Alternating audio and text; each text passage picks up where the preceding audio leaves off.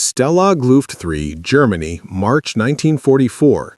Flight Lieutenant Peter Thompson sat in his barracks bunk, carefully examining what appeared to be an ordinary button on his RAF uniform tunic. But this wasn't the button.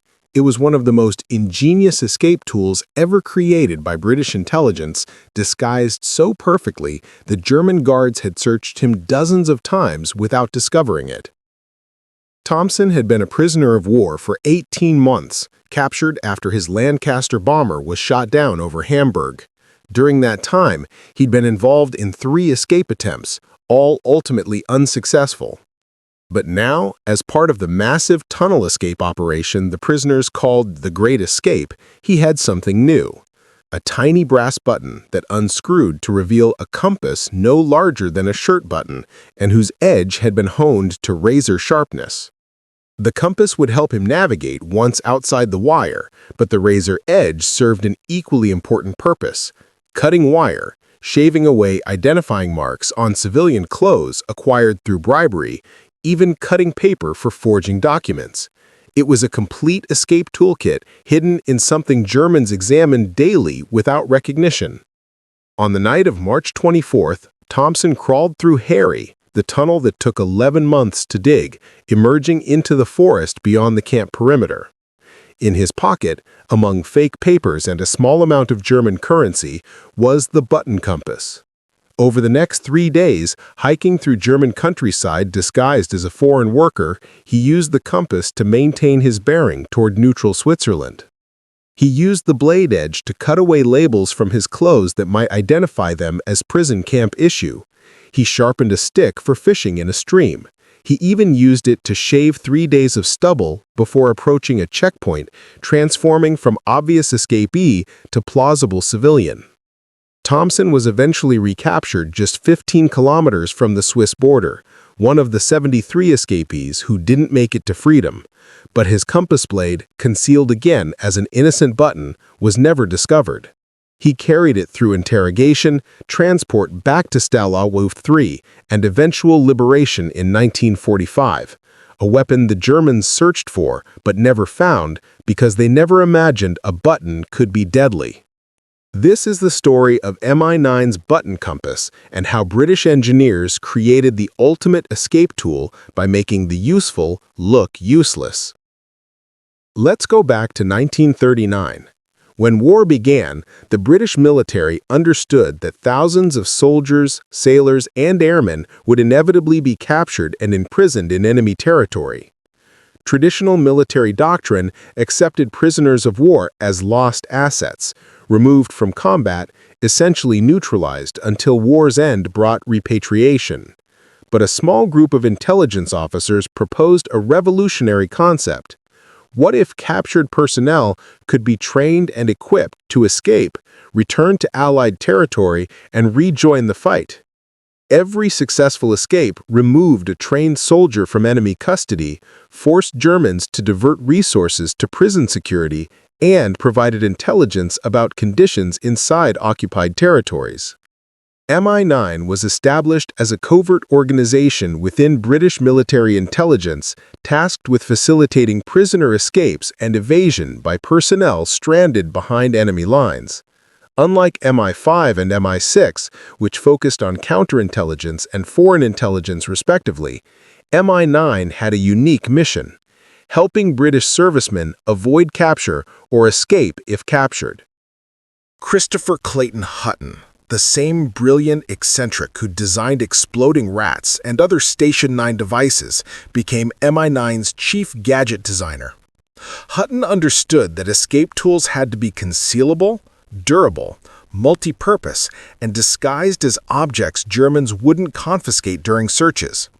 He studied German prison camp procedures, learning what items prisoners could keep, what guards searched carefully, and what blind spots existed in security protocols. The compass was fundamental to any escape attempt.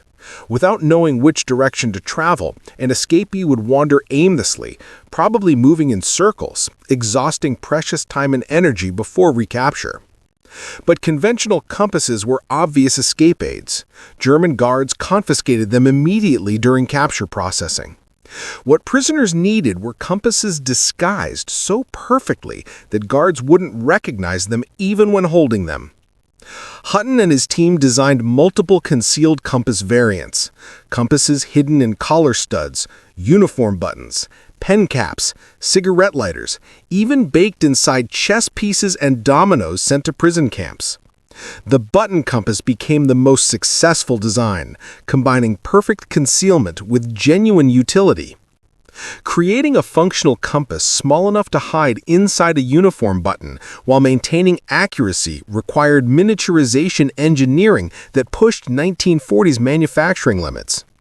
Every component had to be reduced to minimal possible size while retaining functionality.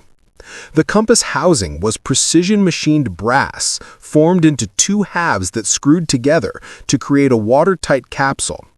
The exterior dimensions matched standard British military uniform buttons exactly, approximately 18 millimeters in diameter and 4 millimeters thick. From the outside, it looked completely ordinary. 4 holes for thread, slightly convex surface, military insignia stamped on the face. The German guards saw hundreds of identical buttons daily on prisoner uniforms. The thread holes were functional. The compass could be sewn onto uniforms just like real buttons, maintaining its disguise through routine wear. Prisoners who received these compasses through covert supply channels would remove a genuine button and replace it with the compass button, stitching it securely. The weight difference was minimal. Germans conducting pat-down searches felt nothing suspicious. The compass mechanism inside was remarkably sophisticated despite its tiny size. A magnetized steel needle, no larger than a grain of rice, balanced on a jeweled bearing that allowed it to rotate freely with minimal friction. The needle was carefully magnetized to point toward magnetic north with accuracy comparable to conventional compasses. The compass card, the marked disc showing directions, was printed on thin paper or fabric marked with cardinal directions and degree graduations. In the constrained space, only essential markings fit: N, S, E, W, plus intermediate directions. Some versions used luminous paint for nighttime reading, though this was rare due to the risk that glowing buttons might be discovered during lights-out inspections. The crystal covering the compass face was thin glass or transparent celluloid, seated in the brass housing with waterproof seal. This protected the needle and card from moisture while allowing clear viewing. The crystal was slightly recessed below the button's surface, making it less vulnerable to scratching or breakage during normal wear. The brilliant addition, one that elevated the button compass from clever gadget to genuine survival tool, was Hutton's decision to sharpen the compass edge. The rim of the brass housing was honed to razor sharpness, transforming the button into a cutting tool small enough to hide anywhere. The sharpening process required skilled craftsmen. The brass edge, only a few millimeters wide, had to be honed to cutting sharpness without compromising the housing's structural integrity. Too aggressive, and the thin brass would deform. Too cautious, and the edge wouldn't cut effectively. The craftsmen who produced these compasses developed techniques that created edges capable of cutting paper, cloth, rope, and even thin wire. Manufacturing was labor-intensive despite the small size. Each compass was assembled by hand, machining the brass housings, magnetizing the needles, balancing them on jeweled bearings, printing and installing the compass cards, sealing the crystals, and sharpening the edges. Production quantities were limited by available skilled labor and the precision required for each unit. Distribution to prisoners required covert methods. MI9 couldn't simply mail packages to prison camps. Germans inspected all prisoner mail and confiscated obvious escape materials. Instead, they used sophisticated concealment.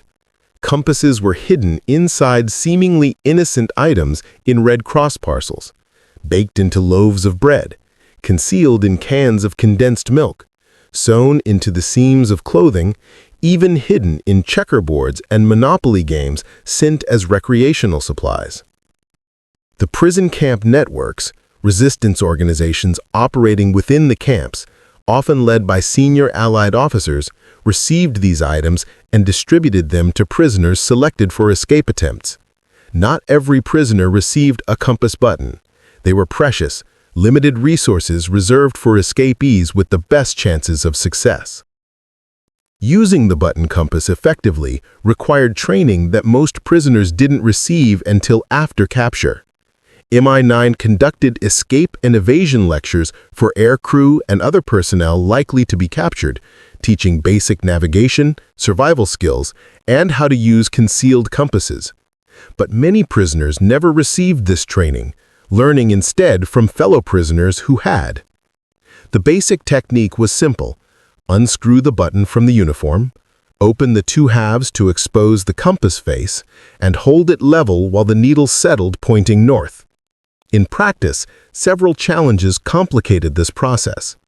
First, the tiny compass required steady hands and good close-up vision.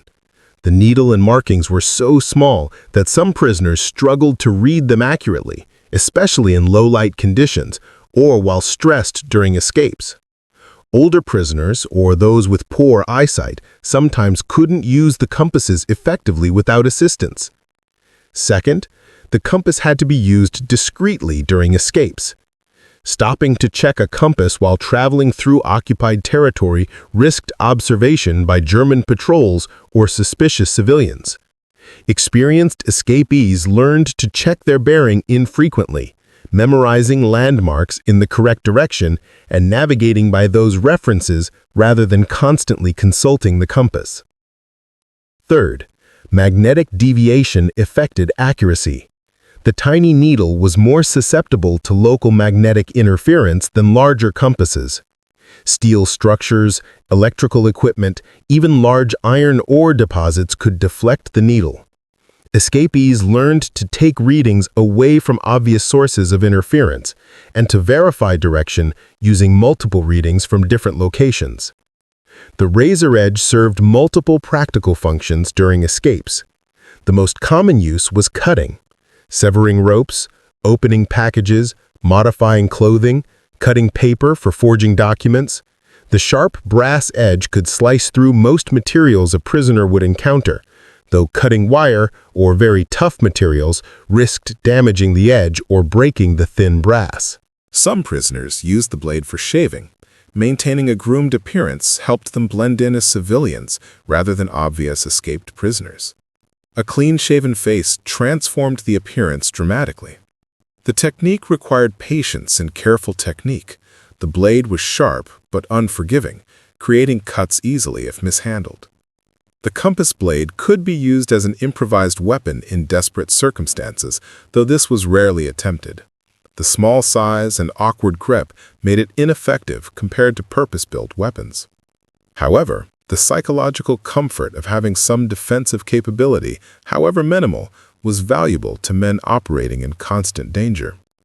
The button compass contributed to numerous successful escapes throughout World War II, though quantifying its exact impact is difficult because successful escapees rarely disclosed their specific tools and techniques, protecting methods for future use.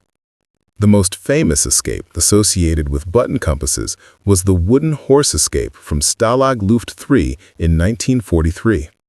3 RAF officers, Eric Williams, Michael Codner, and Oliver Philpott, tunneled out of the camp using an elaborate vaulting horse scheme. All 3 carried button compasses during their escape journeys. Williams and Codner reached neutral Sweden successfully. Philpott was recaptured near the Danish border, but his compass was never discovered, preserving its utility for potential future attempts. Squadron leader Roger Bushell, the mastermind behind the Great Escape in 1944, ensured that many of the 76 escapees carried button compasses. The compasses helped numerous escapees navigate toward neutral countries, Switzerland, Sweden, Spain, though ultimately only 3 reached safety. The Gestapo's execution of 50 recaptured officers meant many button compasses were lost with their users, though some were recovered during processing of bodies and personal effects without Germans understanding their significance. Flight Lieutenant Anthony Barber, escaped from a German hospital in 1940 and traveled over 200 kilometers through occupied France using a button compass for navigation. He reached the coast, contacted resistance, and eventually returned to Britain via Spain. His post-escape report praised the compass's accuracy and concealability, noting that he'd been searched 7 times during his journey without the compass being discovered. The button compass proved valuable not just for prisoners, but for evaders, aircrew shot down over occupied territory who attempted to avoid capture entirely. Bomber crews carried escape kits containing button compasses before missions. If shot down, they could immediately begin navigating toward Allied territory or neutral countries without needing to find or improvise navigation tools. Royal Navy personnel used button compasses after ship sinkings or capture. Sailors, adrift in lifeboats, or washed ashore in occupied territories, used the compasses to navigate coastlines or travel overland. The marine environment presented unique challenges: saltwater corrosion, the compass's attraction to steel ship fittings, but the sealed brass construction resisted corrosion better than conventional compasses. Resistance networks in occupied Europe received button compasses through Mi-9 supply channels and used them to help downed Allied airmen evade capture. Resistance guides escorting evaders through occupied territory carried the compasses, providing reliable navigation through unfamiliar regions while maintaining deniability. If captured, the compass looked like an ordinary button unless specifically examined. The Germans were aware that Allied prisoners received covert escape aids, though they never fully understood the extent of Mi-9's ingenuity or the variety of concealment methods used. German security services developed countermeasures, but these measures had significant limitations that allowed button compasses to remain effective throughout the war. Prison camp security inspections became increasingly thorough as the war progressed. Guards searched incoming prisoners meticulously, confiscating obvious escape aids, maps, compasses, wire cutters, civilian clothing, but the volume of items to inspect and the need to complete searches quickly meant guards relied on visual identification of suspicious objects, rather than examining every item in detail. Button compasses passed these searches because they looked completely innocent. Guards examining uniforms saw buttons and didn't question their authenticity. The compasses were sewn on, just like regular buttons, had the correct insignia, and felt normal during pat-down searches. Unless a guard specifically unscrewed a button, an action without obvious justification, the compass remained hidden. German intelligence eventually learned about button compasses through several routes. Recaptured escapees sometimes revealed their tools under interrogation. Red Cross packages were occasionally opened during random inspections, revealing concealed items. A few button compasses were discovered accidentally when buttons fell off uniforms and broke open, exposing the mechanism inside. Once Germans knew button compasses existed, they issued warnings to prison camp commandants and security personnel. Guards were instructed to examine buttons more carefully, unscrew suspicious ones, and confiscate any that appeared unusual. However, this created practical problems. Prisoner uniforms had dozens of buttons, and unscrewing and examining each one during routine searches was impossibly time-consuming. Some camps implemented policies requiring new prisoners to have all buttons removed and replaced with buttons supplied by the camp. This countermeasure was partially effective, but created its own problems. Someone had to remove and replace hundreds of buttons, requiring time and labor. Additionally, prisoners with access to sewing materials could later replace camp-issued buttons with concealed compass buttons received through covert supply channels. The Germans never developed reliable detection methods for button compasses. Metal detectors existed, but were rare, and couldn't distinguish between innocent metal buttons and compass-containing buttons. Visual inspection was ineffective. The compasses looked identical to real buttons. The only certain identification method was unscrewing every button, which was impractical for routine security. German security focused on preventing escape tool delivery rather than finding tools already in prisoner possession. They increased inspection of Red Cross packages, X-rayed suspicious items, and interrogated prisoners about escape aid sources. However, MI9's sophisticated concealment methods, hiding compasses in sealed food cans, inside chess pieces, sewn into clothing seams, often defeated these inspections. After 1945, the button compass entered survival and escape and evasion equipment that continues influencing modern designs. The principles Hutton established, concealment, multifunctionality, and reliability, remain fundamental to survival tool design. Military forces worldwide adopted miniature compass designs for survival kits issued to pilots, special operations personnel, and others at risk of operating behind enemy lines. While modern compasses are often plastic rather than brass and incorporate improved magnetization techniques, the concept of extremely compact, concealable navigation tools descends directly from MI9's button compasses.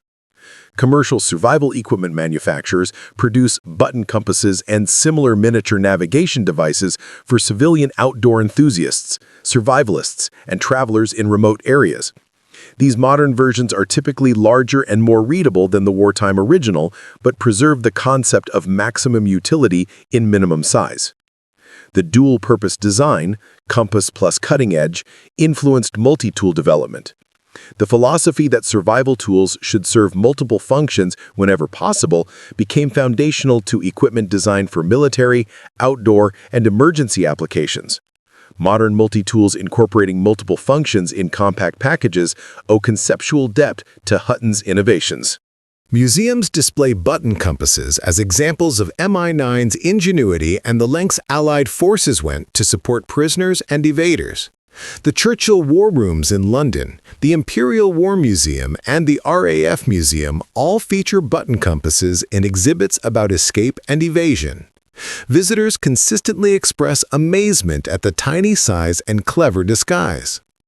Veterans who used button compasses during escapes rarely kept them as souvenirs. Most were left behind during escapes, lost during recapture, or discarded to eliminate evidence. The few that survived in private hands have become valuable collector's items, sought by military memorabilia enthusiasts and historians of clandestine operations. Modern special operations forces occasionally use items conceptually similar to button compasses, everyday objects modified to conceal escape aids, navigation tools, or communication devices. While specific details remain classified, the principle of hiding the useful within the useless continues in contemporary military practice. The button compass was never glamorous. It didn't win battles, didn't destroy enemy forces, didn't change strategic outcomes through direct combat power. It was just a tiny brass button containing a miniature compass and a sharp edge. Something you could lose in your pocket, something that looked completely ordinary, something Germans examined thousands of times without recognizing. But for prisoners of war attempting desperate escapes through hostile territory, this tiny button was often the difference between success and failure, between freedom and recapture, between survival and death. It provided the navigation that kept them moving toward safety. It provided the cutting tool that solved countless practical problems during escapes. And it did all this while remaining invisible to the very people searching hardest for it. Hutton's genius wasn't creating something complex. It was creating something so simple that it seemed innocent. The button compass worked because guards couldn't imagine that an ordinary button could be anything other than what it appeared. Their assumption that buttons were just buttons created the blind spot that allowed the compass to remain hidden in plain sight. The dual functionality demonstrated sophisticated understanding of prisoner needs. Navigation alone wasn't enough. Escapees needed cutting tools, needed ways to modify their appearance, needed implements for countless small tasks that arose during journeys through occupied territory. By combining compass and blade in a single concealable package, Hutton created a complete basic survival kit that fit in the palm of their hand. For the men who used these compasses, the airmen shot down over Germany, the sailors captured after ship sinkings, the soldiers taken prisoner during combat, the tiny button represented hope. It meant that distant British intelligence officers were thinking about them, trying to help them, refusing to abandon them to captivity. It connected them to home in the most tangible way possible, through tools designed specifically to help them return. The button compass saved lives, facilitated escapes, and contributed to the broader psychological warfare of making the Germans waste resources on prison security that could have been used for combat operations. Every successful escape forced Germans to strengthen security, diverting guards, equipment, and attention from front lines to prison camps. The button compass made those escapes possible. So why did this tiny British compass double as a razor blade for prisoner escapes? Because Hutton understood that escape required both navigation and tool versatility. Because combining functions in minimal space was the only way to create something prisoners could actually hide and use. Because a button that looked useless was useful precisely because it looked useless. The Germans searched for compass buttons throughout the war. They knew they existed, knew prisoners carried them, knew they should confiscate them. But they never found most of them. Because when something looks ordinary, when it blends perfectly into its environment, when it requires no justification for its presence, it becomes invisible. That's the ultimate camouflage. Not hiding from sight, but hiding in sight, disguised as something so mundane that no one questions it. A button on a uniform. Nothing more suspicious than that. And nothing more deadly to German security than that innocent button that could guide a prisoner to freedom. From button compasses to dummy parachutists to folding motorcycles, World War II weapons reveals the ingenious innovations that won the war through creativity hidden in plain sight. Subscribe now for more incredible stories of the secret weapons that changed history one clever disguise at a time.